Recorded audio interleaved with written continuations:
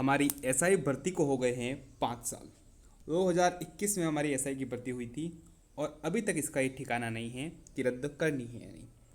अब हमारी जो कमेटी है जो इसके लिए बैठी थी वो कह रही है केवल 6.3% लोग ही आरोपी हैं। ट्रेनियों में से केवल इतने ही आरोपी हैं। कुल भर्ती के 6.3% लोग ही आरोपी हैं। इस कारण से इसको भर्ती नहीं किया जाना चाहिए। तो सबसे पहला सवाल तो सरकार पर उठता है कि आप इतने ही आरोपी पकड़ पाए या इतने ही आरोपी हैं, ये कैसे आप स्पष्ट कर पाए।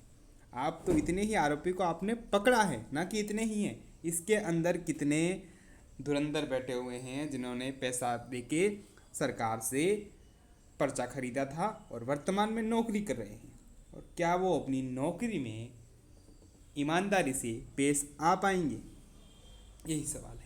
इसलिए हमारे बेनीवाल साहब जो इसके बिल्कुल विरोध में हैं कि इस भर्ती को रद्द किया ही जाना चाहिए। तो फिर बढ़ गए हैं बेनीवाल साहब, जातिवाद का भी आरोप लगाया है और सबसे बड़ा आरोप सरकार पे लगा दिया है कि सरकार ही अब आरोपियों को बचाने में लगी हुई है। और क्या बात है, और बात है हमारे बेनीवाल साहब ने कहा है कि कितनी आरोपियों की गिरफ्तारी हुई है अभी तक, और कितने आरोपियों को राजकीय सेवा से जो पूर्व में थे उन्हें हटाया गया है, या फिर अब जो नए राजकीय सेवा में लगेंगे उनको प्रतिबंधित किया गया है।